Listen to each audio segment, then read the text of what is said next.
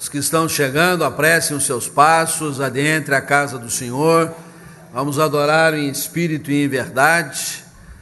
E a convocação para a nossa adoração encontra-se no auxílio litúrgico, o texto do Apocalipse, capítulo 15, versículos 3 e 4. Quero convidar a todos para que coloquemos-nos em pé e a uma só voz possamos proceder a esta leitura bíblica. Estamos no caminho do nosso Deus, a vereda que o Senhor propôs a nós. Esta é uma sublime senda onde os caminhos do Senhor acontecem na nossa vida. São caminhos justos e verdadeiros. Leiamos todos juntos. Grandes e admiráveis são as tuas obras, Senhor Deus, Todo-Poderoso. Justos e verdadeiros são os teus caminhos, ó Rei das nações. Quem não temerá e não glorificará o teu nome, ó Senhor? Pois só tu és santo. E ao Deus Santo nós vamos revelar o temor, o amor, a devoção, elevando a nossa voz de louvor nesta hora com a equipe Vida em Voz.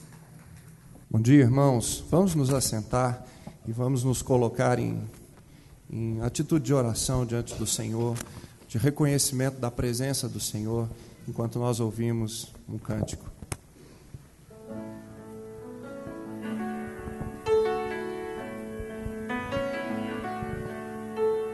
Dono das estrelas e Senhor dos mares, toda a criação te exalta. Grandes e pequenos, reis e poderosos, hão de confessar teu nome. Querubins aos teus pés se prostram, serafins declaram que é santo, e a minha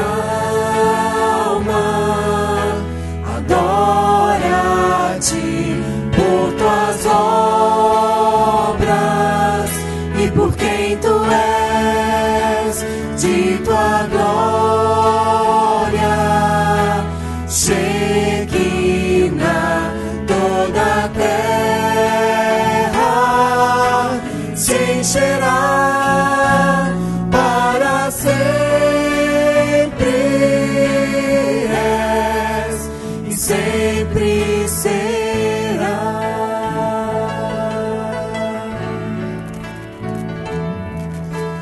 Dono das estrelas e Senhor dos mares, toda a criação te exalta. Grandes e pequenos, reis e poderosos, hão de confessar teu nome. Querubins aos teus pés se prostram, serafins declaram que é santo, e a minha alma adora-te por tuas obras e por quem tu és, de tua glória, Shekinah, toda a terra se encherá para sempre, és e e sempre será. Sempre será. Sempre será. Sempre será.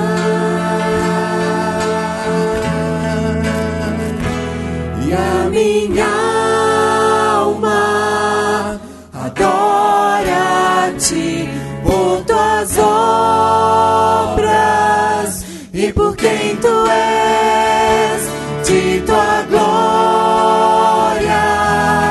Shekinah, toda a terra se encherá para sempre.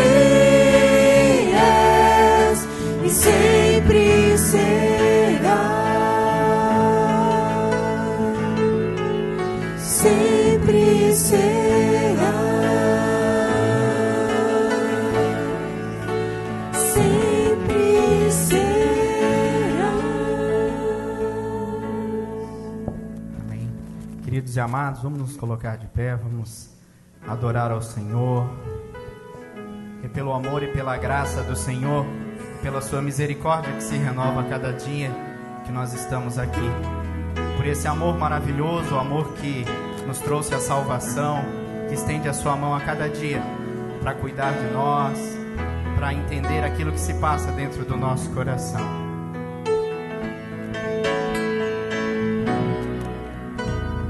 Sim, teu amor quebranta meu coração e o faz em pedaços. Toma e torna novo em ti, Senhor. Vivendo aos teus pés, para adorar-te, para servir-te. Sim, teu amor quebranta meu coração. Sim, teu amor quebranta meu coração e o faz em pedaços. Toma e torna novo em ti, Senhor. Vivendo aos teus pés, para adorar-te, para servir-te. Sim, teu amor quebranta meu coração. E quando venho a ti, Jesus, não há forma de resistir. Me rendo ante ao teu trono, só assim eu sou feliz junto a ti, Senhor. Sim, teu amor quebranta meu coração e o faz em pedaços. Toma e torna novo em ti, Senhor. Vivendo aos teus pés, para adorar-te, para servir-te. Sim, teu amor quebranta meu coração. Sim, teu amor quebranta meu coração. Quebranta meu coração. Sim, teu amor quebranta meu coração.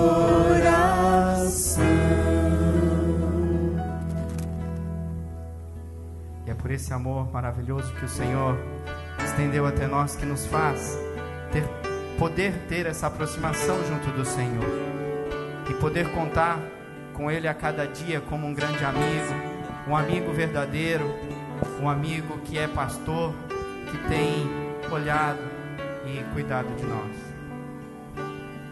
Não existe nada melhor do que ser amigo de Deus, caminhar seguro na luz desfrutar do seu amor, ter a paz no coração,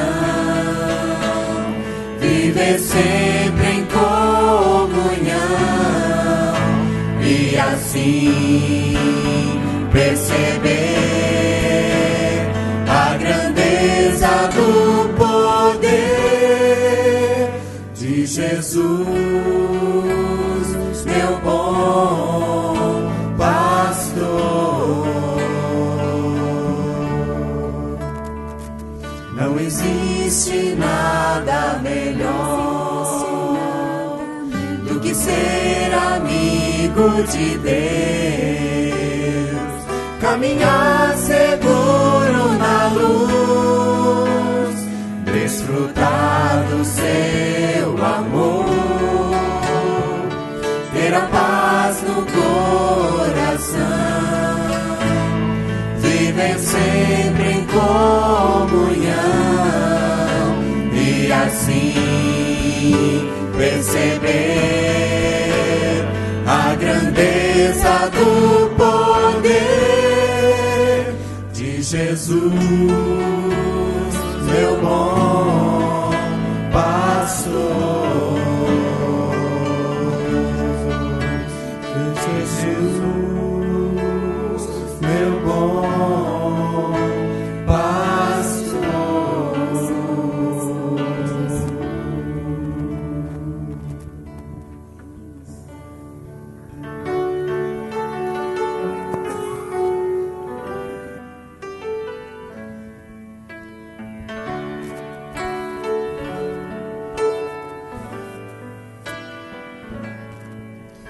Espírito, enche a minha vida, enche-me do teu poder, pois de ti eu quero ser. Espírito, enche o meu ser. Espírito, enche a minha vida, enche-me do teu poder, pois de ti eu quero ser. Espírito, enche o meu ser. As minhas mãos eu quero levantar e em louvor te adorar. Meu coração eu quero derramar diante do teu altar. As minhas mãos eu quero levantar e em louvor te adorar. Meu coração eu quero derramar diante do teu altar, diante do teu altar, diante do teu altar. Senhor, de mãos levantadas, de coração aberto, de corpo e alma consagrados ao Senhor, estamos na tua casa nesta manhã, para render ao Senhor o culto que somente o teu nome merece.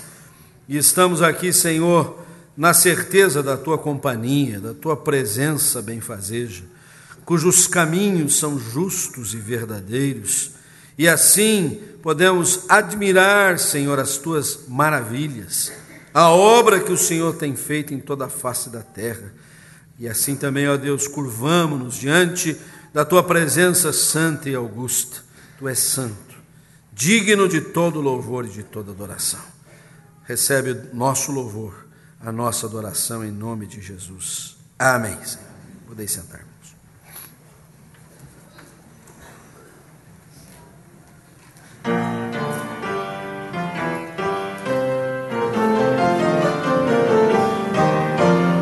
Celebrai vós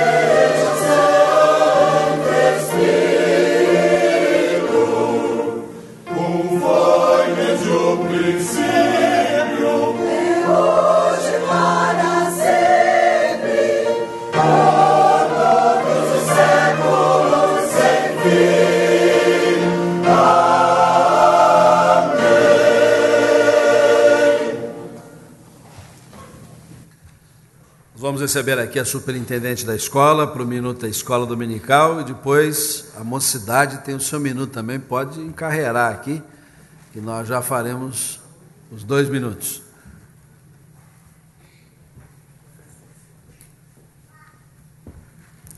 Bom dia, igreja. Com muita alegria eu venho rapidamente dar o resultado da nossa campanha de roupas e calçados para a Missão Vida. Nós conseguimos enviar ainda esta semana para Anápolis, para o pastor Wildo e sua equipe, 400 quilos em roupas e calçados doados por todos vocês.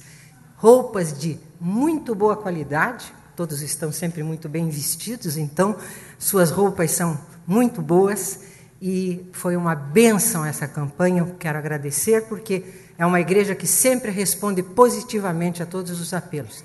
E eu trago aqui para aqueles que procuraram e não tinha mais aquela inscrição para você fazer parte da Missão Vida com mensalidades. Então, se você ainda quer ter, me procure depois, tá? E um convite. Esse convite é para domingo que vem, às 5 horas da tarde. Você que se sentiu tocado pelas mensagens do pastor Wildo, pelo trabalho que nós podemos fazer à semelhança daquele. Enfim, para alguma coisa que tem reservado para nós, que Deus está preparando e que nós não temos muito certeza do que é, mas queremos ter um grupo que pense nisso, ore por isso e converse sobre isso. Então venha às 5 horas do domingo que vem. Obrigada.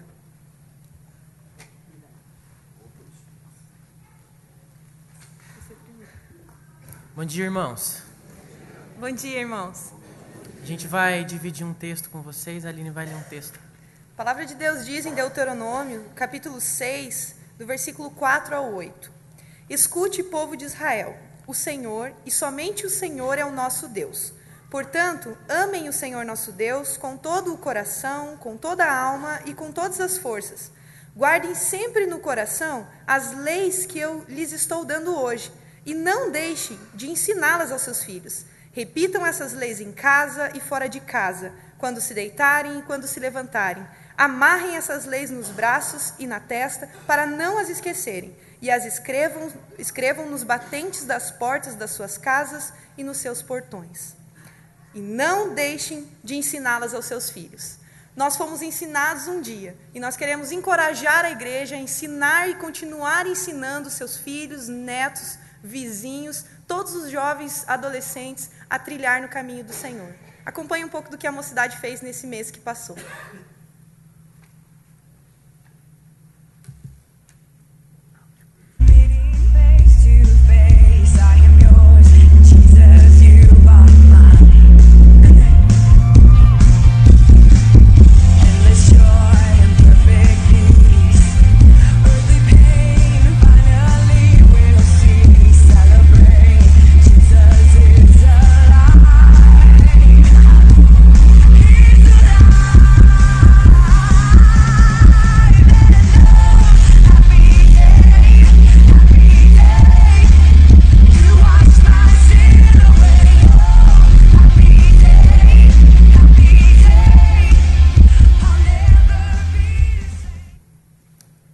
quando a gente passa o vídeo, não é só para a gente olhar e falar assim, nossa, que legal.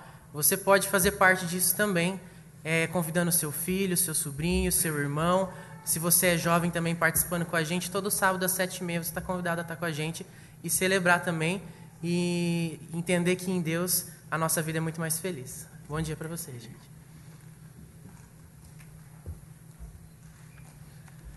Meus irmãos, nós queremos destacar na nossa programação alguns eventos.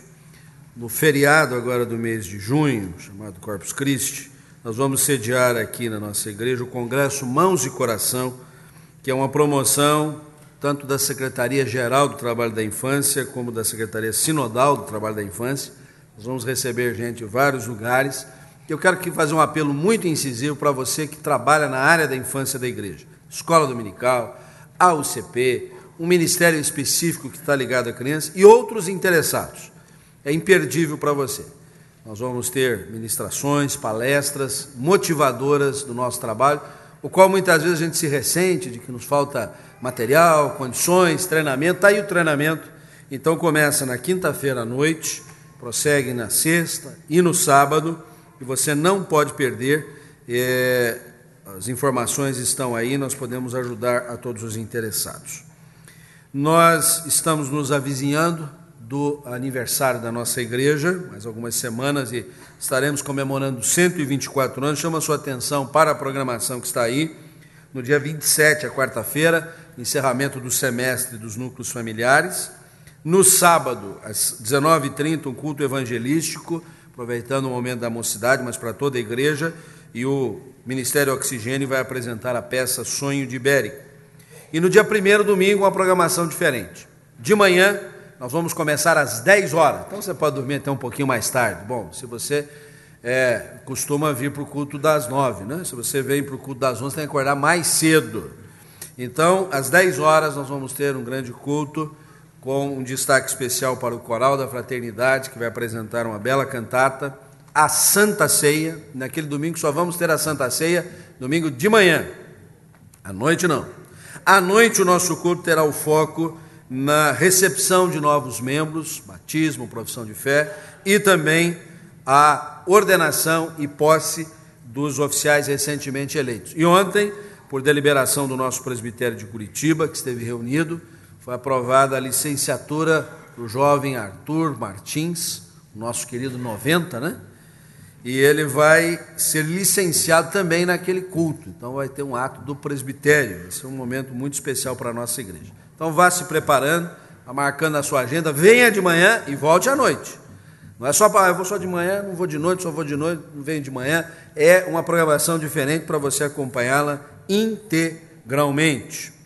E um destaque especial, a reunião do Conselho, que vai ser não amanhã, mas na outra segunda-feira, com já os oficiais que foram eleitos e ainda não foram ordenados. Nós gostaríamos de acolhê-los numa reunião especial, uma reunião de congraçamento com esses irmãos, no dia 4 de junho, segunda-feira, às 19h30, vai ser lá na residência do casal Neuza e presbítero Geraldo. O endereço está aí. As demais informações estão no informativo, os irmãos acompanhem com muito interesse. Com muita alegria, nós temos um infante para ser batizado, o Davi. Queria que colocasse na tela, por favor, o hino 367, o Vinde Meninos. O Cornélio me ajuda rapidinho aqui, enquanto os familiares chegam aqui na frente para este ato de batismo.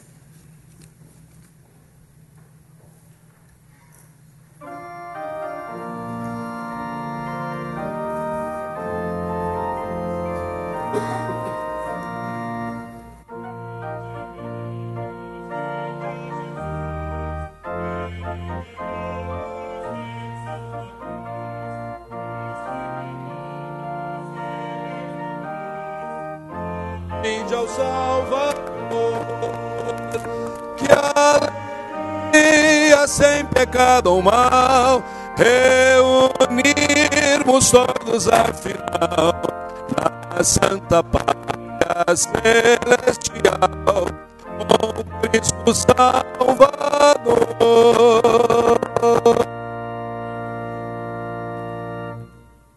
Muito bem, está aqui o Davi, com a Gabriela, sua irmãzinha. A Gabriela já foi batizada. É um prazer receber vocês, Lisandreia, Daniel, também os avós, alguns que eu não via fazia tempo, não via vocês, estão longe da gente, mas que bom podermos reunir aqui a família. Deus é Deus de geração em geração, eu não me canso de pensar e falar sobre isso. E aí a gente volta no tempo, no pai do Gunther, pastor luterano, que serviu ao Senhor durante tantos anos, o seu pai, Nani, presbítero Duclerino, meu grande amigo, ambos já gozam a glória celestial, mas deixou essa herança para vocês, e também da parte da Lisandreia, a família alicerçada no Senhor. É muito caro a nossa fé evangélica, bíblica, que os filhos são filhos do pacto. Deus fez um pacto, e este pacto é levado avante geração após geração. E aprove a vocês nominar este filhinho de vocês de Davi, uma figura emblemática na história de Israel. Agora ainda, na semana anterior, nós nos focamos muito no rei Davi, dentro da nossa trajetória da fé, da nossa caminhada bíblica, porque este foi um homem segundo o coração de Deus. E nós sabemos que este Davi também está nesta senda, nesta vereda do amor, da graça, da bondade de Deus. E é por isso que vocês, pais, vêm na presença da comunidade, apresentá-lo para o sacramento do batismo, na expectativa de que a mesma graça que alcançou o Davi do passado, a geração do passado, vai alcançar também a vida do pequeno Davi hoje. Convido a igreja a colocar-se em pé. Quero me dirigir a vocês para indagar se vocês ratificam a fé que têm em Cristo como seu único e suficiente Salvador, sim. Vocês também ratificam a crença que têm nas Escrituras Sagradas do Velho e do Novo Testamento como a palavra de Deus, sim. Se comprometem diante de Deus e destas testemunhas a educarem o pequeno Davi nos caminhos do Senhor conforme a palavra que vocês creem, sim. Vocês se comprometem a trazê-lo à casa de Deus. Hoje vocês residem fora de Curitiba, mas ali vocês podem congregar, estar junto com a família da fé, e onde vocês estiverem, vocês poderem levar o Davi para que ele esteja agregado à comunhão dos filhos de Deus, sim. Se comprometem a viver o testemunho da fé, no âmbito do lar, nos relacionamentos de vocês, para que ele veja estampado neste comportamento de vocês o que o Evangelho preconiza, sim? Vamos orar. Pai Santo, Deus de misericórdia, colocamos a vida deste lar, nas gerações que estão aqui representadas, e muito especialmente o Davi, na tua presença, para que o ato que faremos agora seja feito em submissão à tua vontade e na confiança de que o Senhor há de derramar graça abundante sobre a vida do pequeno, dos pais, da família e da igreja que participa responsavelmente deste ato, em nome de Jesus. Amém.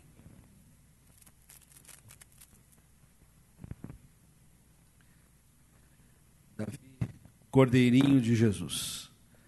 Davi, eu te batizo em nome de Deus Pai Criador, Filho Redentor, Espírito Santo Consolador. O Senhor te abençoe e te guarde. O Senhor faça resplandecer sobre ti o seu rosto e tenha misericórdia de ti. O Senhor sobre ti volva a sua face e te dê a paz. Amém.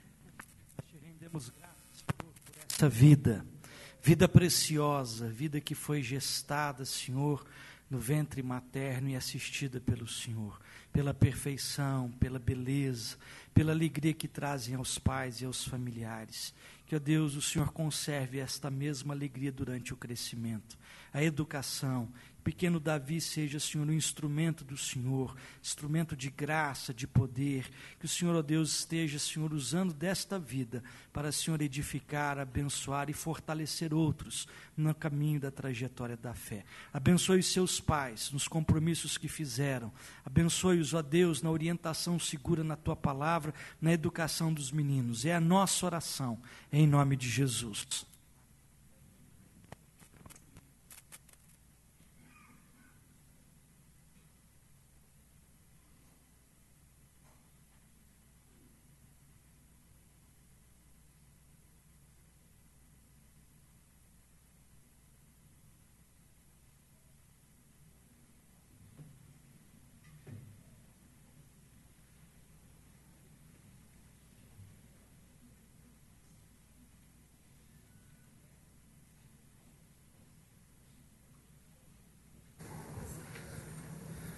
Nós estamos na senda sublime, no caminho confiante, porque nós entregamos a Deus os nossos cuidados. Vamos ler o texto transcrito no boletim. A seguir estaremos em oração silenciosa, confiando ao Senhor todos os nossos cuidados, todos.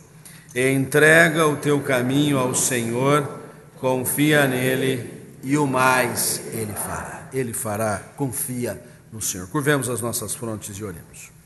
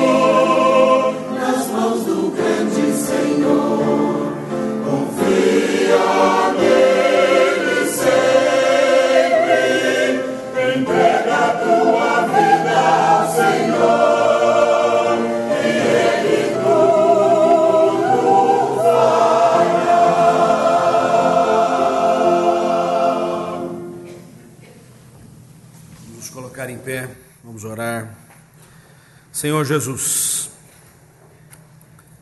às vezes é muito difícil entregar. Ao mesmo ensejo em que colocamos nas tuas mãos, tomamos de volta. Somos instáveis. A nossa debilidade em confiar em ti é tão notória. Mas mais uma vez, motivados pela tua palavra e alertados de que o Senhor, para ti não há impossíveis. O Senhor detém, pelo teu poder, os céus e a terra. Também o nosso caminho está absolutamente entregue a ti.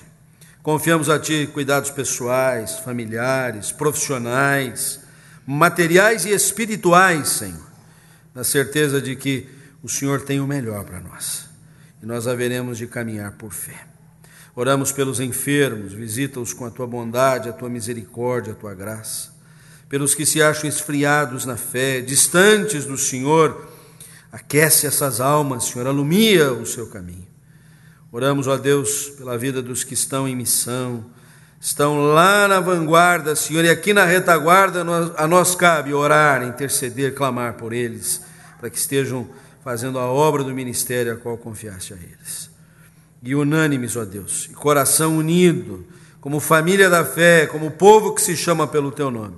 Damos as mãos uns aos outros e oramos juntos como Jesus nos ensinou, dizendo: Pai nosso que estás nos céus, santificado seja o Teu nome. Venha o Teu reino, seja feita a Tua vontade, assim na terra como nos céus. O pão nosso de cada dia nos dai hoje. Perdoa-nos as nossas dívidas, assim como nós perdoamos aos nossos devedores. E não nos deixes cair em tentação, mas livra-nos do mal, pois Teu é o reino, o poder e a glória para sempre. Amém. Podeis sentar. Nós queremos muito especialmente saudar aos nossos visitantes. É uma alegria recebê-los aqui entre nós. Também você que nos acompanha pela internet, esteja integrado, esteja participando sempre conosco. Se quiser, vem aqui, Rua Comendador Araújo, 343. Estamos online e também em presença. E queremos conhecer aqui aqueles que estão nos visitando pela primeira vez. Se é a primeira vez que você está aqui conosco, por gentileza, rapidamente, coloque-se em pé, porque nós queremos brindá-lo com uma lembrancinha da nossa igreja. Então, todos que estão nos visitando pela primeira vez, tem gente aqui no meio, tem gente mais ali atrás, os diáconos vão chegar até vocês, desse lado de cá também tem. Vamos acolhê-los, saudá-los, brindá-los. Vocês são muito bem-vindos. Vladimir, aqui atrás, por favor. Vou passar a palavra ao presbítero Pedro nesta hora.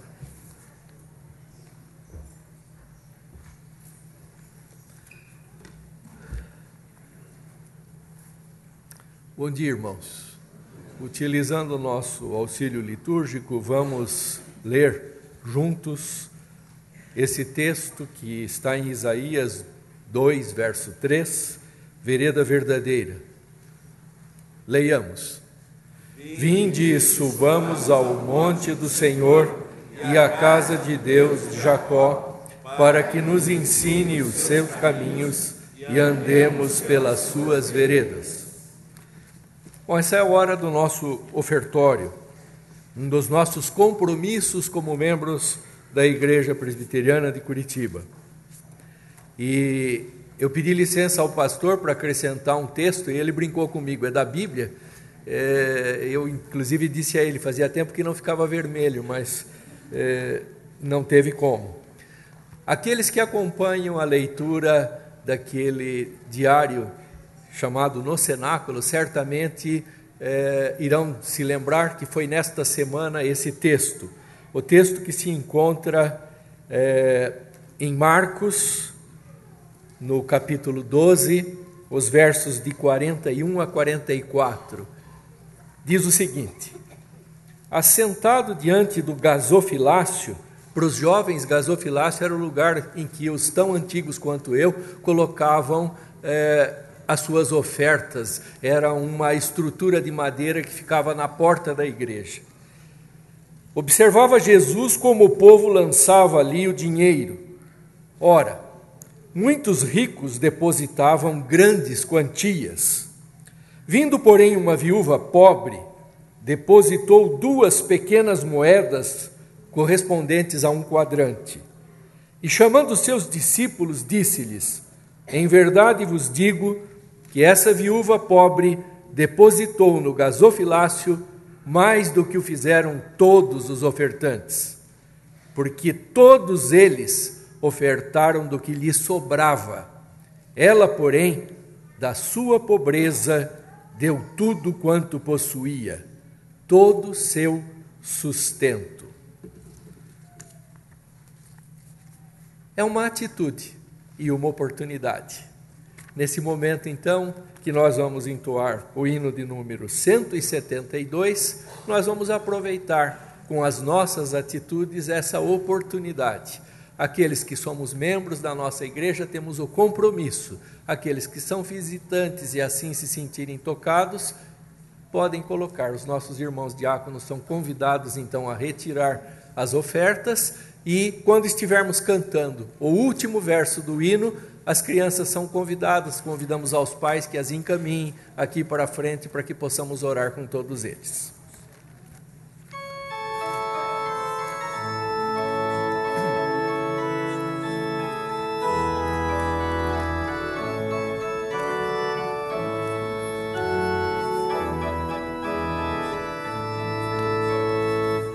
chuvas de bênçãos teremos pelas promessas de Deus, tempos benditos trazendo chuvas de bênçãos dos céus, chuvas de bênçãos dos céus, tantas nós já recebemos, outras rogamos a Deus. Chuvas de bênçãos teremos, que do Senhor nos virão, os pecadores indignos, graças dos céus obterão.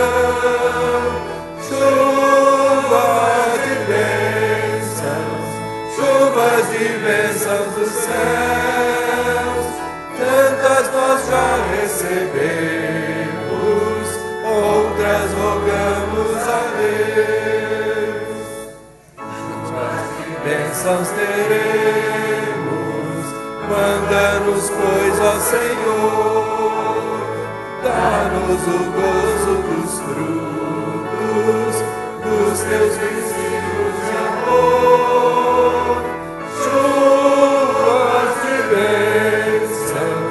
Chuvas de bênçãos dos céus, tantas nós já recebemos, outras rogamos a Deus.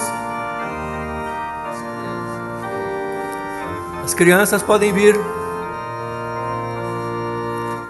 Chuvas de bênçãos teremos, chuvas mandadas dos céus, bênçãos a todos os crentes, bênçãos do nosso bom Deus. Chuvas de bênçãos dos céus, tantas nós já recebemos, outras rogamos a Deus.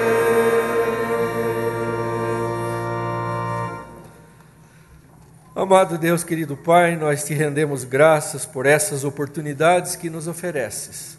Agradecemos porque podemos estar aqui, porque tu nos concedeste, Senhor, saúde, nos concedeste essa vontade de estar reunidos aqui em teu nome. Aceita, Senhor, isso que temos feito, aceita essas nossas ofertas, os nossos dízimos. Permite, Senhor, que as mãos que vão trabalhá-los sejam mãos que estejam sempre voltadas para a honra e glória do teu santo nome. Nós colocamos no teu altar agora, Senhor, o trabalho que será feito de orientação das crianças nesse culto separado, para que elas possam receber a mensagem numa linguagem que elas compreendam, Senhor. Toca os lábios daqueles que vão falar em teu nome. Abre os corações dos pequeninos, Senhor, a tua igreja do hoje. Sustenta-nos a nós, Senhor, a igreja madura que aqui permanece. Toma também, Senhor, a pureza nos lábios daquele que vai trazer a mensagem para nós, Senhor. E mais que tudo, Senhor, abre-nos, coloca-nos como servos verdadeiros, prontos para nos entregarmos, Senhor, para que nós possamos receber a tua mensagem, porque nós oramos em nome de Jesus. Amém.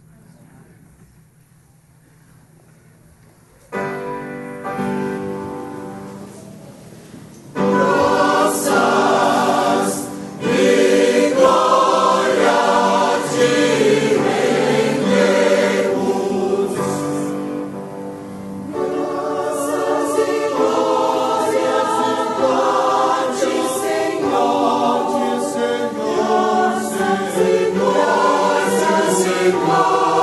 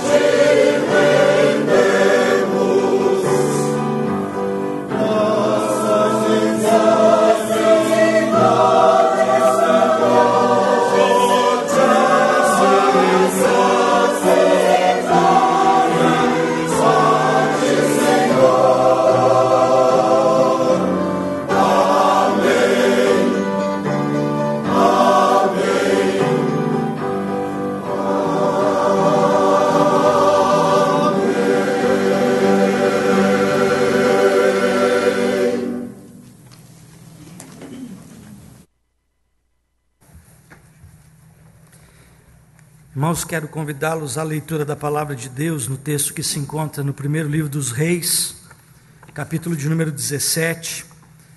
Nossa trajetória de fé, conforme o boletim pastoral do reverendo Juarez nos conclama essa semana, a leitura do capítulo 16 até o segundo livro dos Reis, capítulo 14.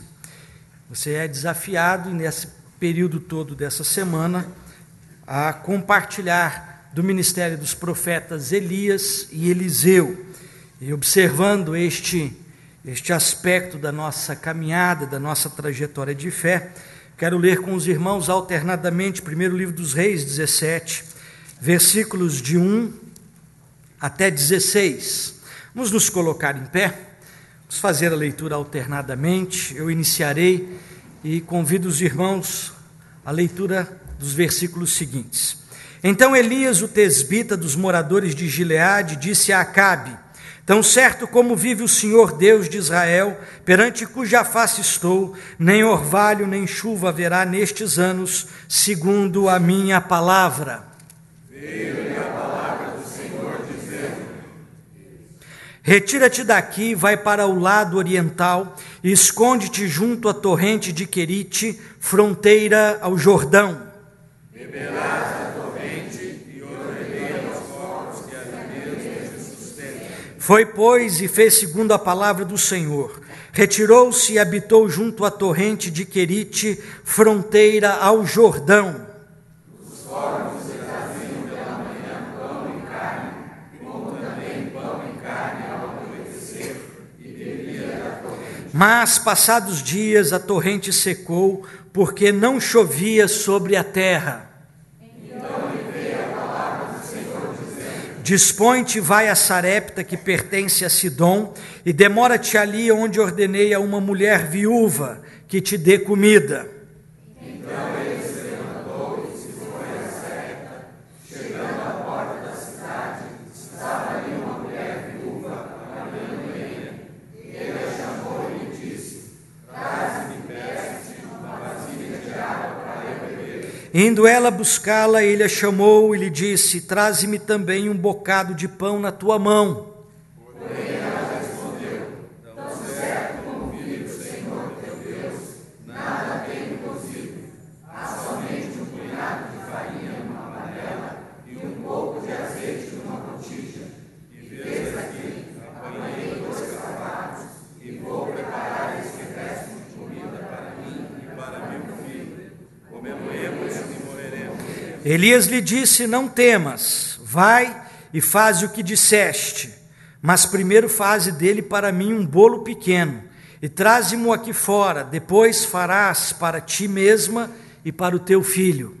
Porque assim diz o Senhor, Deus de Israel: a farinha da tua panela não se acabará, e o azeite da tua botija não faltará, até o dia em que o Senhor fizer chover sobre a terra. Foi ela e fez segundo a palavra de Elias. Assim comeram ele, ela e sua casa muitos dias. Da panela a farinha não se acabou, e da botija o azeite não faltou, segundo a palavra do Senhor, por intermédio de Elias. Vamos orar. Senhor, tens misericórdia de nós. Seja servido nessa hora, Senhor, iluminar as nossas mentes na compreensão da tua palavra. Um texto conhecido, um texto já pregado, um texto, ó Deus, explorado por tantas pessoas. Permite-nos nessa hora, ó Deus, também sorvermos mais um pouco deste manjar, desta experiência de vida na trajetória de fé, para alimentar, ó Deus, a nossa caminhada. Abençoa cada família aqui presente, dirige os nossos corações, em nome de Jesus. Amém. Podeis sentar. Trajetória de fé, esse é o tema da igreja no ano de 2012. E somos instados, durante todo o ano de 2012, a observarmos as experiências de vida dos personagens bíblicos, a cada semana, a cada mês, e observando a experiência de vida destes personagens bíblicos, também traçarmos a nossa caminhada, a nossa jornada, a nossa trajetória de fé. Agora, uma coisa é certa, não poucas vezes na nossa trajetória de fé, nós temos a sensação de que Deus nos abandonou aos nossos próprios recursos e esforços no meio da jornada. Quantas vezes nós temos essa percepção, essa sensação de que Deus nos largou sozinhos? Israel, no livro de Isaías, dizia isso: Deus nos abandonou. Asaf, o salmista, dizia: o que foi feito das tuas promessas? Esqueceu-se o Senhor de ser benigno, caducou as suas promessas. Quantas vezes nós temos a percepção de que, em meio às crises, às tempestades da vida, em meio aos gigantescos desafios que temos na caminhada, nós estamos largados sozinhos para fazermos frente a imensos, a tão grandes desafios? Mas nada também é tão tremendo quanto a experiência do outro lado da moeda. Quando nós percebemos que, de fato, essa sensação foi uma sensação terreal, humana, passageira, e que Deus supriu cada uma das nossas necessidades e fez abundar muito mais do que nós necessitamos. Há uma história que narra para a gente essa realidade. Fala sobre um rei que amava caçadas. Um rei como a monarquia inglesa, que 3 vezes ao ano saía com os seus súditos, com os seus agregados para caçadas em florestas longínquas, distantes, e quanto mais longe, mais era assim uma realidade inebriante ao coração daqueles caçadores. E o rei daquela localidade tinha um servo de alta confiança que preparava toda a sua todo o seu armamento, as suas armas para aquelas caçadas, para que ele pudesse ser bem sucedido. E esse servo tinha uma característica: tudo que ele fazia, ele dizia assim: Deus sabe o que faz. Deus sabe o que faz. Conversavam, e o servo dizia: Deus sabe o que faz. Numa dessas caçadas históricas, em que o rei estava extremamente ansioso para realizá-la, comprou algum armamento novo sob orientação daquele serviçal, e o servo preparou a arma, e quando o rei foi experimentá-la, a arma explodiu e decepou-lhe um dedo das mãos. Nada que nos leve a pensar no outro que foi rei aqui no nosso país, né? Mas o rei perdeu o dedo e ficou furioso com aquele servo, irritado, porque não haveria como reconsiderar ou recolocar o dedo no lugar. O dedo havia sido esmigalhado, estraçalhado, e a dor e a revolta do rei era perceptível por todos. E então o servo disse: Deus sabe o que faz, meu rei. E o rei então já estava explodindo de raiva, mandou prender aquele servo. Primeiro por aquela declaração, segundo pelo relapso em não ter preparado a arma adequadamente para a caçada do rei. E o rei disse: prendam este servo, coloquem na masmorra até que eu volte da caçada. E quando eu voltar da caçada, eu darei um fim a este servo. Se eu vou soltá-lo, se eu vou matá-lo, eu vou decidir na volta da caçada. E o rei foi embora, floresta dentro, selva dentro, com os seus amigos. E aqueles caçadores perceberam que estavam sendo caçados por uma tribo de canibais. Os canibais pegaram um por um e comeram um por um daqueles caçadores. Pegaram também o rei. E quando foram degustar o rei e prepará-lo num jantar, perceberam que o rei não tinha um dos dedos nas mãos, era defeituoso. E eles não comem gente defeituosa.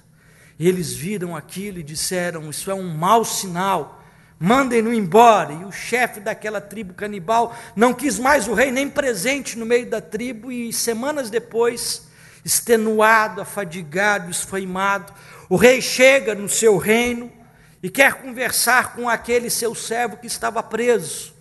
Abastecido, alimentado, tratado, o rei então recebe aquele servo da masmorra que aguardava a sua sentença, e o rei então passa a narrar o que havia acontecido e diz àquele servo: eu quero pedir desculpas a você. Eu quero pedir desculpas porque você estava certo. Deus sabe o que faz. Se eu não houvesse perdido o dedo, eu estaria morto, havia perdido a vida, porque todos os nossos companheiros da caçada foram mortos, foram presos e comidos pelos canibais. Eu quero pedir perdão para você, pela humilhação que eu te fiz passar. E o servo então respondeu ao rei: Deus sabe o que faz, meu rei, porque se o Senhor não tivesse me mandado prender, eu estaria na caçada com o Senhor. E eu tenho todos os meus dedos perfeitos nas mãos. Deus sabe o que faz. Muitas vezes na nossa caminhada nós olhamos para a trajetória de fé e nós ficamos achando que Deus não sabe o que faz. Nós ficamos muitas vezes assombrados diante de determinados desafios, de tristezas, de crises, porque olhamos simplesmente o momento derradeiro e ficamos com a impressão de que Deus não é um Deus providente, de que Deus não é um Deus presente. O reverendo Heber Carlos de Campos escreveu um livro sobre providência de Deus, e esse livro se chama O Ser de Deus, a Providência e a Sua Realização Histórica, um compêndio de teologia, mas é um livro que eu desafio você a lê-lo, porque vai fazer você entender a história da providência de Deus, a manifestação do favor de Deus, do cuidado de Deus na história de cada um de nós. A palavra providência, diz o reverendo Weber, vem do latim providentia, e a palavra prover vem do latim provedere.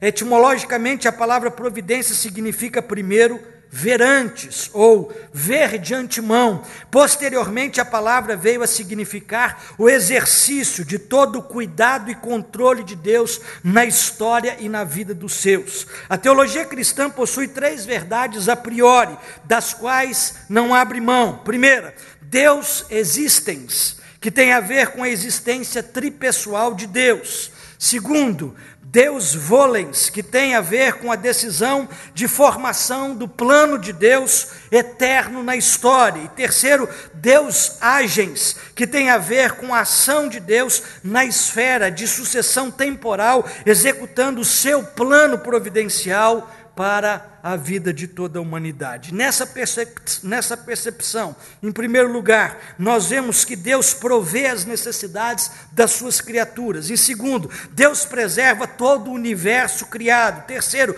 Deus dirige todos os caminhos individualmente. Quarto, governa toda a obra de suas mãos. Quinto, retribui todas as obras más. Sexto, concorre em todos os seus atos das suas criaturas racionais, sejam atos bons ou maus, de modo que nada escapa da sua percepção e controle. Em outras palavras, podemos dizer que a providência pode ser entendida como Deus não somente trazendo as criaturas à existência para o seu próprio prazer, nem somente decretando todas as coisas que têm que acontecer a elas, mas também sustentando e providenciando os meios necessários para que estas criaturas cheguem aos seus devidos fins. Em outras palavras, toda essa teologia rebuscada da providência de Deus pode ser entendida em apenas um versículo do apóstolo Paulo. Assim cremos que todas as coisas cooperam para o bem daqueles que amam a Deus. Deus sabe o que faz. Deus é um Deus providente. Ele proveu, em primeiro lugar, as vestes para Adão e Eva, em Gênesis 3, 21. Ele proveu o carneiro para Abraão no monte com o seu filho. Ele proveu libertação de José, a água no deserto, o maná no deserto, o calor durante a noite fria, a sombra durante o calor no deserto, as forças para Davi matar um leão, uma queixada para Sansão vencer um exército, a sabedoria para Salomão, a salvação de um povo na cidade de Nínive. Deus também proveu uma arca para Noé, as tábuas da lei para Israel, um filho para Ana, a vista ao cego de Jericó, o poder para os seus discípulos testemunharem da salvação. Deus também proveu visões para João na ilha de Pátimos, uma esposa para Isaac, um filho para Sara, Jesus para a salvação do mundo, uma rainha que pudesse libertar um povo que estava sendo oprimido. Deus é um Deus provedor. As lições bíblicas nos apontam a providência de Deus. A grande experiência de Abraão com Deus, pela qual ele foi chamado amigo do Senhor, pode ser traduzida em apenas uma frase: o Senhor proverá. O Salmo 136 declara a partir do verso 16 sobre o Deus providente e presente, aquele que conduziu o seu povo pelo deserto, que se lembrou de nós em nosso abatimento, nos libertou de nossos adversários, é o mesmo Deus que dá alimento a toda a carne. Salmo 136 até o versículo 25. O apóstolo Paulo, escrevendo à igreja de Filipos, sua igreja do coração, ele diz algo angustiosamente belo sobre o Deus que é providente. Paulo diz: e o meu Deus, segundo a sua riqueza em glória, há de suprir em Cristo Jesus cada uma das vossas necessidades. Filipenses capítulo 4, versículo 19. O texto que nós lemos nessa hora, queridos irmãos, fala para a gente do momento inaugural do ministério do profeta Elias. Até o capítulo 16 do livro de 1 Reis, nós não temos sequer menção sobre este profeta. Não temos, depois dos capítulos seguintes, qualquer informação sobre a genealogia de Elias. Elias era um sujeito misterioso. Nós não sabemos a sua procedência, sabemos apenas que ele era morador de Gileade. Gileade era uma região longínqua, distante dos principais lugares de Israel. Era uma região limítrofe, ameaçada diversas vezes por invasões dos inimigos. Elias vestia-se de pele de camelo, com um cinto na sua cintura. Ele se alimentava de mel silvestre e gafanhotos. Era um sujeito diferenciado. Elias, nós também não sabemos como é que foi o seu chamado ministerial. Se ele teve uma visão de Deus, se Deus o visitou através de um anjo. Mas o que nós sabemos é que Elias era um observador atento da história, segundo a palavra de Deus. 1 Reis, capítulo 16, conta para a gente que Acabe começou a reedificar a cidade de Jericó, versículos 29 até 34. E Elias de Gileade observava essa realidade. Um novo rei de Israel começa a reconstruir Jericó. E a Bíblia diz que quando começaram a reconstruir Jericó, o engenheiro mor daquela cidade pagou com a vida do seu filho primogênito quando começou a edificar a cidade. E quando terminou de edificar a cidade, morreu o filho mais moço. Elias era um observador da história a partir da palavra de Deus.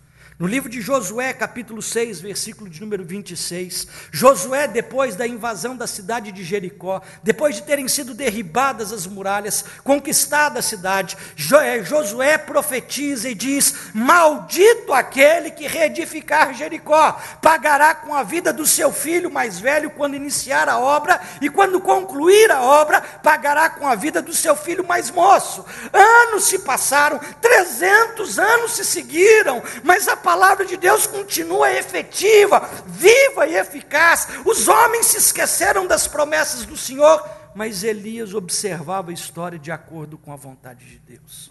Quando começaram a reconstrução da cidade, e os filhos começaram a morrer, Elias diz: é a promessa de Deus. Elias se enche de coragem, porque a mesma promessa de Deus que anunciava a maldição sobre Jericó, anunciava que o povo de Israel, quando entrasse na terra prometida e se esquecesse do Senhor, e se curvasse diante de outros deuses, e oferecesse sacrifício a outras entidades, Deus secaria os céus, não haveria orvalho, não haveria chuva, não haveria mantimento, não havia produtividade, não haveria coisa alguma. E Elias, então, movido por isso, ele entra no palácio e diz para o rei Acabe: tão certo como vive o Senhor, perante cuja face eu estou, não haverá chuva nem orvalho, segundo a minha palavra. O rei fica furioso com Elias e manda matar Elias. Os capítulos seguintes mostram para a gente que o rei inclusive paga sobre preço alto sobre a cabeça de Elias. E nesse tempo adverso, de seca, de dificuldade, de angústia, de perplexidade, Elias tem que fugir para preservar a sua própria vida. E nesse momento, o que é mais bonito no texto é vermos como Deus é um Deus de provisão. No Antigo Testamento, a palavra usada é Yahvé Jiré, ou Jeová Jiré, como alguns dizem, o Deus de toda provisão. O Deus, como dizia Abraão, o Senhor que proverá. Há algumas lições nesse texto sobre a provisão de Deus na vida de Elias, que deve nos inspirar a nossa caminhada de fé. Em primeiro lugar, o Deus da provisão é o Deus que usa meios extraordinários para prover sustento aos seus amados. Deus é o Deus que usa meios extraordinários para prover sustento aos seus amados. Capítulo 17, versículo 1. Elias profetiza, e então ele sai da presença de Acabe no palácio, e vem-lhe a palavra do Senhor, dizendo, vai para o ribeiro de Querite. E ali a Bíblia diz que Deus usa coisas tremendas, extraordinárias. Quantas vezes você já viu corvos sendo garçons? Você vai na churrascaria e vem o garçom com um espeto, e você come carne 1, 2, 3 vezes. E os corvos traziam comida para Elias, carne, numa situação em que ninguém tinha o que comer. Deus, de maneira extraordinária, sustentava, abençoava, mantinha Elias vivo. E o texto esclarece para a gente exatamente isso. O Deus de toda a provisão é o Deus que usa meios extraordinários para prover sustento ao seu povo, a sua gente, aos seus amados. Os corvos representam para a gente nesse texto exatamente isso, a manifestação extraordinária do favor e do cuidado do Senhor. Também o texto diz para a gente sobre a viúva pobre estrangeira. Ela era incrédula, era estrangeira, ela não era de Israel, ela era sidomita, ela era de fora, ela não tinha parentesco com o povo de Israel, mas ela é um meio extraordinário pelo qual Deus usa para abençoar a vida de Elias. Reverendo Antônio Elias dizia uma seguinte frase: o compromisso de Deus é com as minhas necessidades, não com os meus desejos de futilidades. Deus tem um compromisso de sustentação com o seu povo nas suas necessidades. Deus é fiel, não nas nossas futilidades. Uma idosa pobre e crente, morava numa das grandes cidades do nosso país, uma mulher piedosa, uma mulher de oração, uma mulher muito pobre, que residia naquelas taperas construídas de madeira, de palafitas, próximos ao rio, e aquela mulher estava passando uma grande privação econômica, ainda mais. Ela tinha um dinheirinho que ela havia reservado para investir no missionário, na obra, na sua igreja. E ela então ora a Deus dizendo sobre isso. O vizinho dela era um satanista, um homem comprometido com as coisas do mal, e era o proprietário do barraco que ela morava. E ela estava ali meio que apertada com as contas naquele fim de mês. E ela então ora a Deus dizendo: Senhor, eu vou levar a minha oferta ao missionário. Eu gostaria que o Senhor no caminho me visitasse, pudesse abrir uma porta, interviesse nessa situação toda que eu estou sofredora. E o vizinho satanista ouve aquilo e resolve tirar um barato na cara daquela senhora idosa e pobre. Ela então vai à igreja, e quando ela volta, ela encontra na porta do seu barraco uma cesta com todo tipo de fruta, alimentos, remédios, tudo que ela precisava estava ali. E ela então pega aquela cesta eufórica, alegre, agradecida, satisfeita, feliz, no seu coração para com Deus, carrega aquilo com dificuldade para dentro da sua casinha, e começa a agradecer a Deus e a louvar o Senhor e a dar uivos de alegria. E o satanista do lado começa a rir e fala: essa mulher não sabe, mas fui eu que pus esse negócio aí, não tem Deus coisa nenhuma nessa história. E ela ouviu aquele homem dizendo isso porque a parede era de madeira, e ela então se ajoelha e diz: Senhor, muito obrigado, porque para abençoar os seus servos o Senhor usa até o capeta para isso. Deus usa meios extraordinários para prover sustento para a sua gente. Segundo, Deus usa meios extraordinários, meios ordinários, para também fazer frente às nossas necessidades. O Deus provedor é o Deus que não apenas fende os céus, o Deus que não apenas manda corvos, mas Ele também instrumentaliza meios ordinários para abençoar a sua gente. Em primeiro lugar, no capítulo 17, nós vemos a fonte, o ribeiro de Querite, que estava ali há muito tempo, que jogava água em algum rio e que abastecia terras, propriedades, e que foi instrumento de Deus para descedentar a necessidade de Elias. Depois, na parte seguinte do capítulo 17, quando Elias vai para Sarepta, aquela mulher tinha um bocado de farinha e de azeite, ela tinha. Não era uma coisa extraordinária que precisaria brotar do nada, um milagre brotaria. Faria com que a panela não faltasse farinha e nem na botija azeite. Mas ela tinha um pouquinho de farinha, ela tinha também um pouquinho de azeite. Mas é que às vezes a ordinariedade do sustento de Deus não acontece porque nós temos e não provemos. Há um milagre nas Sagradas Escrituras que fala para a gente sobre isso. O profeta Eliseu vivenciou um milagre sem precedentes dentro dessa percepção ordinária, que é o profeta seguinte dentro da nossa semana.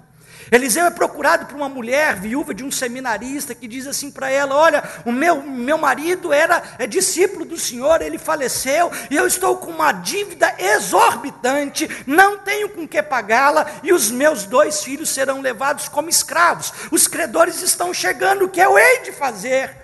E Eliseu diz para ela o seguinte: o que é que você tem em casa? Ela diz: a tua serva não tem absolutamente nada a não ser um restinho de azeite no fundo de uma botija.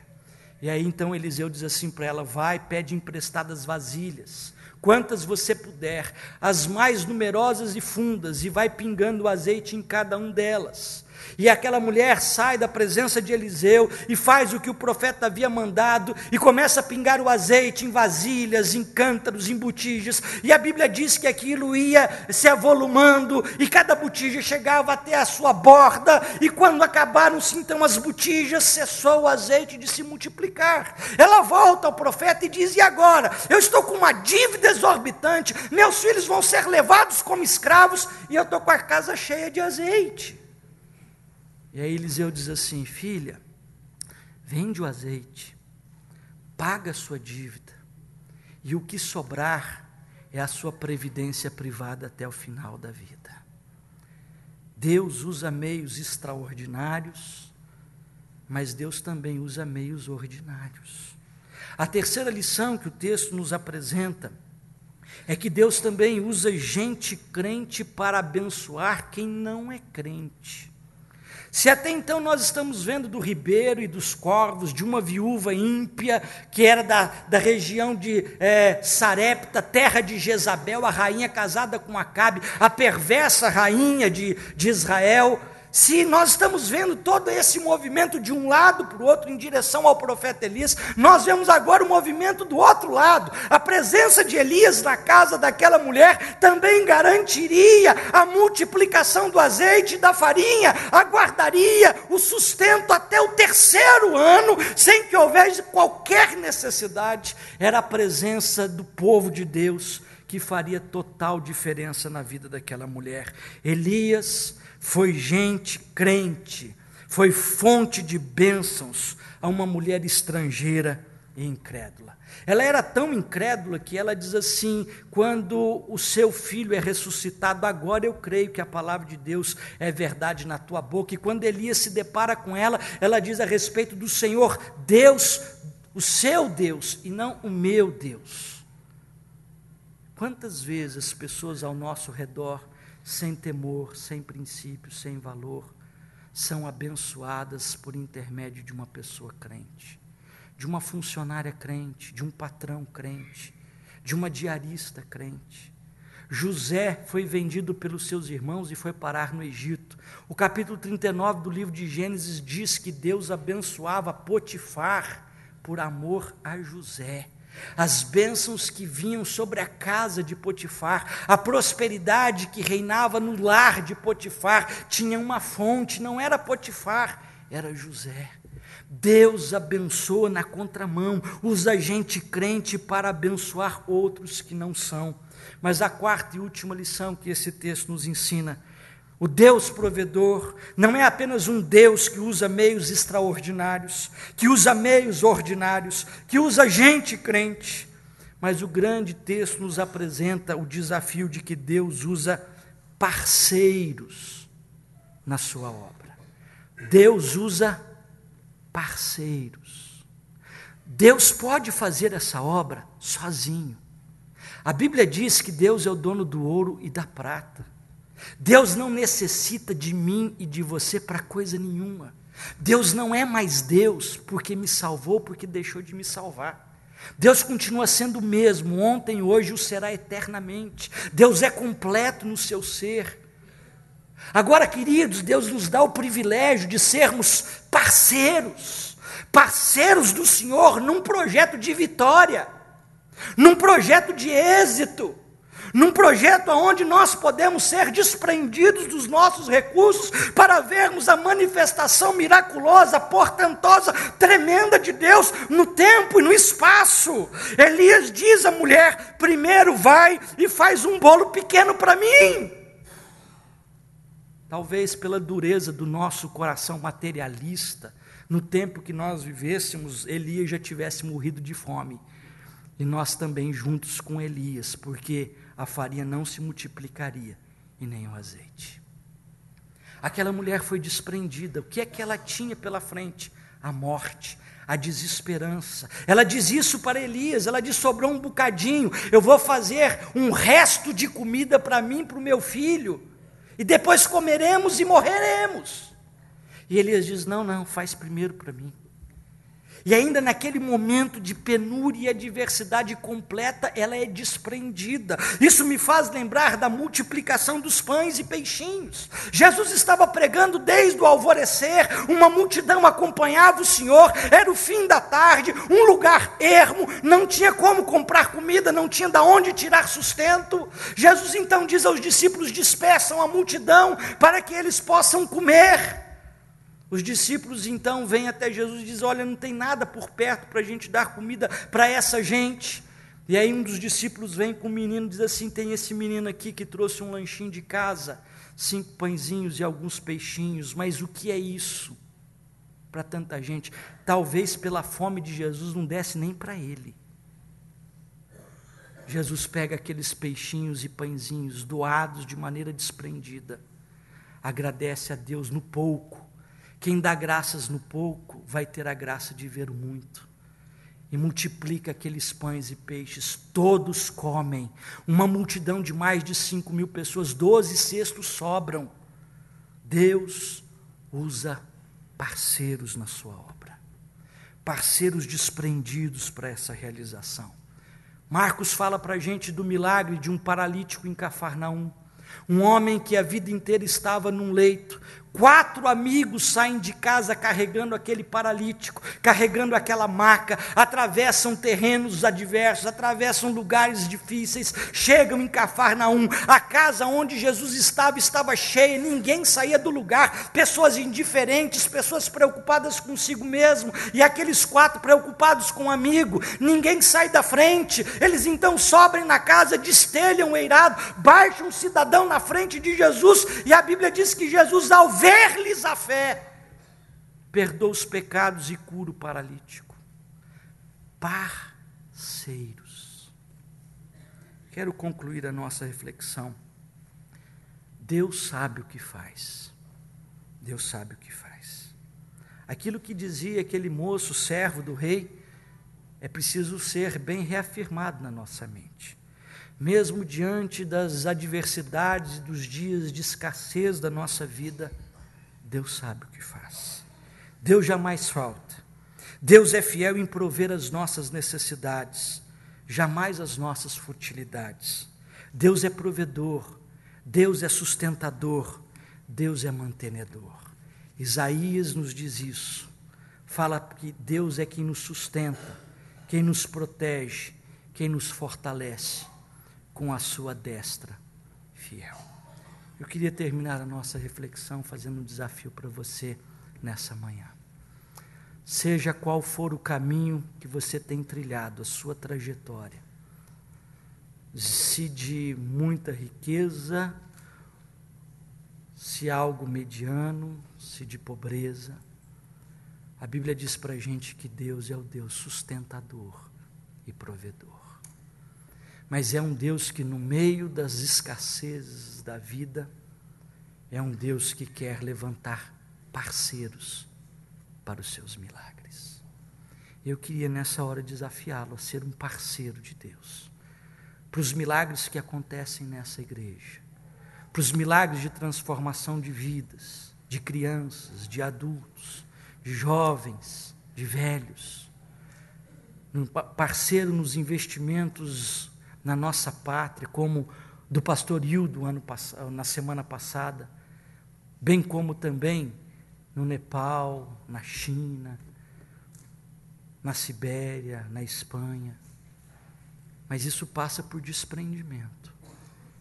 Enquanto nós retivermos, Deus reterá. Enquanto nós segurarmos, Deus não abençoará. Eu queria desafiá-lo nessa manhã a ser um parceiro de Deus nos milagres de provisão e sustentação da sua obra. Feche os seus olhos. Você vai ver na sua vida que a botija não vai escassear, que a farinha não vai acabar, pelo contrário. Muitas pessoas passaram por aqueles 3 anos e meio de fome seca. Algumas morreram. Aquela viúva estrangeira não. E essa que eu gostaria que você participasse, presenciasse na sua vida. O milagre da multiplicação de Deus. Senhor, nós queremos, ó Deus, nessa manhã, instados pela Tua palavra, pelo exemplo de vida dos profetas do passado, buscarmos, ó Deus, professar um Deus que sabe o que faz, um Deus que cuida de nós, um Deus que nos sustenta, um Deus que não precisa de nós para coisa alguma para ser Deus, pois é completo em si mesmo, mas que nos dá a oportunidade de sermos parceiros nessa obra, de sermos coparticipantes dos milagres que o Senhor vai fazer na vida e na história. Ó Deus, nos ensina nessa manhã que Tu és o Deus de toda provisão, que aquilo que Abraão professou, que o Senhor proverá, é a mesma verdade que continua nos altares das nossas vidas até hoje, que o Senhor jamais faltará, que de algum canto o Senhor proverá uma rainha que libertará das mãos daqueles que queriam destruir Israel. O Senhor levantará também recursos para abençoar a Tua obra, mas muitos de nós, que estamos muitas vezes alheios, indiferentes a essa parceria, sofreremos sim, como muitos de Israel sofreram. Abra não apenas os nossos olhos, abra, Senhor, não apenas os nossos corações, abra também os nossos bolsos, para que possamos, ó Deus, contribuir nos grandes milagres que o Senhor há de fazer no nosso país. É a nossa oração, em nome de Jesus. Amém. Parceria. Você sabia que nós estamos, além de muitos lugares do Brasil, como igreja, nos Estados Unidos, no Chile, na Espanha, na África do Sul, na Sibéria, no Senegal, na Itália e no Nepal também, a nossa igreja local, pois nós estamos. Queria convidar o reverendo Emerson, com a Rosilane, para virem aqui na frente. São parceiros nossos. Nós vamos orar por eles. Depois, ao final do culto, nós vamos deixar passando aqui um vídeo, vem aqui em cima, que eles apresentou no primeiro culto, quando pregou, teve conosco também na quinta-feira. Nós vamos orar por eles. Nós contribuímos, nós participamos do ministério deles, nós queremos conhecê-los mais, queremos nos integrar mais com eles. Eles têm uma banquinha lá fora com produtos deles. Muito interessante o trabalho lá no Nepal, que você precisa conhecer mais. Vai amassar. Isso, já estou aprendendo, né? Cristo é a vitória. A vitória do Messias, exatamente. Nós vamos orar pelo casal, pelo trabalho missionário deles. Nós também queremos orar pelo reverendo Carlos Orlandi. Hoje foi o último sermão que o reverendo Carlos pregou aqui, até ele voltar do Egito. Porque domingo que vem ele já vai estar viajando. Sábado, né, que você vai, né? Sábado à noite ele vai para o Egito, vai participar do segundo turno das eleições lá. Não é candidato. Ele vai com um grupo de 100 pessoas, mais ou menos, né? 90 pastores. Uma viagem que parecida com a que eu fiz há muitos anos, quando fui para a Coreia. Ele vai com um grupo semelhante, vai ficar lá 2 semanas. Vamos orar por ele. Fabiola está aí, não? Vem cá orar junto com o seu marido aqui do lado. A gente cuida, ela fica, ela não vai, não. Por garantia, a gente segura a Fabiola aqui, porque aí ele volta, né? Senão ele fica lá. Nós vamos pedir a bênção de Deus por essa caminhada. A nossa igreja é internacional, a Luciana está no Canadá, o reverendo Carlos vai para o Egito, eu vou pregar em Curiúva, Ventania e Piraí do Sul. Eu só vou para cada biboca, gente, que vocês não imaginam. Depois vocês dizem que eu estou passeando. Reverendo, você não aparece mais na igreja, só passeando. Estou passeando. Contar minha história, vocês vão rir, viu? Vamos ficar em pé, vamos orar. Depois nós vamos cantar este hino. O reverendo Carlos vai impetrar a bênção. E nós vamos ver um filme aqui na saída aqui do trabalho do Nepal. Um trabalho interessantíssimo. Uma formação de uma nova geração para conquistar aquela nação que tem o tamanho do Ceará, né? E tem 26 milhões de habitantes. Você acha pouco? Mais dos 26 milhões de habitantes, tem 33 milhões de deuses. Estão precisando ser evangelizados para conhecer o único e vivo Deus verdadeiro. Senhor, nós agradecemos a Ti a palavra que nos trouxesse nesta manhã, para ratificar que Tu és o Deus da providência. De nada nós temos falta e nós queremos reconhecer às vezes a nossa ingratidão, Senhor. Nossa lamúria, nosso queixume. E o Senhor nos tem dado não só os meios extraordinários, mas ordinários. Estão à nossa mão, Senhor. Às vezes estamos com dificuldades porque não estamos percebendo tudo que o Senhor já nos deu para darmos conta do recado. E principalmente na obra, ó Deus, no trabalho da Tua igreja, as coisas estão à nossa mão, Senhor. Dá-nos liberalidade, dá-nos, ó Deus, espírito distendido. Dá-nos compromisso, Senhor, muito especialmente com a obra missionária, como aqui elencamos, Senhor, e podemos ver semanalmente os nossos irmãos que estão lá na linha de frente, hoje aqui representados pela Rosilane e pelo Emerson. Teus filhos, família de Deus, que está lá na linha de frente, representando a nós no Nepal. E nós queremos pedir a provisão do Senhor, queremos pedir a Deus a manutenção da Tua parte, queremos pedir a ousadia, queremos pedir a Deus da Tua parte todas as condições para que eles façam a obra que o Senhor já os encomendou e eles sejam muito bem-sucedidos ali, Senhor. Provê para a família, provê para os filhos, Senhor. Oramos aqui especialmente pelo Euclides, que tem esse problema do desenvolvimento, mas o Senhor já está provendo. E nós queremos ser mais parceiros ainda para a sustentação da saúde do pequeno Euclides. Abençoa também a Yasha, o Ioane, que eles sejam muito abençoados pelo Senhor. E queremos colocar a vida do reverendo Carlos Orlandi nesta viagem, juntamente com os demais obreiros que vão aqui do Brasil, visitar a igreja lá no Cairo, de El Carlos Dobara, do nosso querido pastor que já esteve aqui conosco em outras épocas, que eles conheçam a obra que é feita ali, em condições, ó Deus, tão adversas, com tanta contrariedade, com falta de liberdade para pregar o Evangelho, e a igreja cresce, e a igreja tem transbordado, e a igreja tem testemunhado, e que possamos receber no retorno do Teu servo essas informações para nos empenharmos mais pelo Teu reino. Guarda a viagem, guarda o contato com a outra cultura, fica aqui com o Fabíola, com a Gabriela, que vão permanecer aqui, na certeza de que isso faz parte do nosso ministério. É o que nós Te pedimos, agradecidos em nome de Jesus. Amém. Vamos cantar o hino 386 e ser despedidos com a bênção.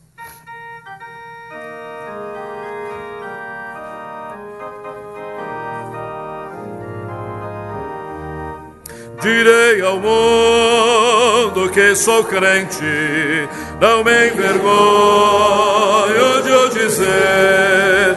Direi ao mundo que sou crente e que por Cristo vou viver. Direi ao mundo que Ele salva e nesta vida o seguirei. E eu bem sei que crendo nele terás as bênçãos que eu encontrei. Direi ao mundo que Ele ama, que Cristo dá perdão e paz. A minha vida eu lhe entrego, Jesus meu que a satisfaz.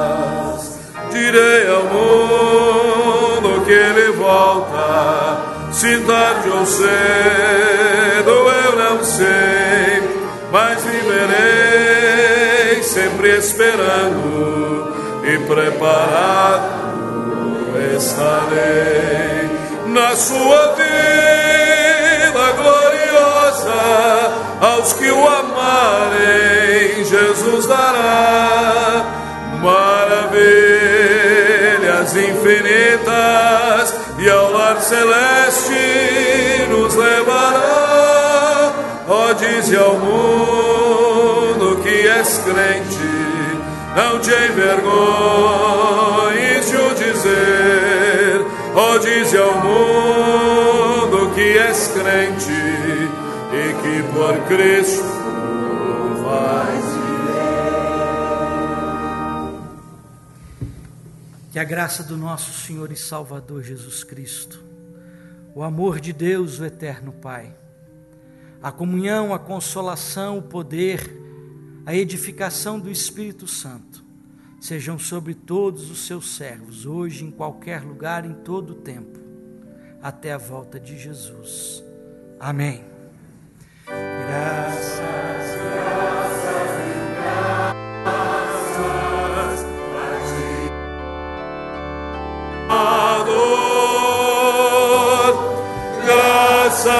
graças, mil graças, por teu precioso amor. Saudemo-nos com a paz de Cristo. Bom domingo a todos.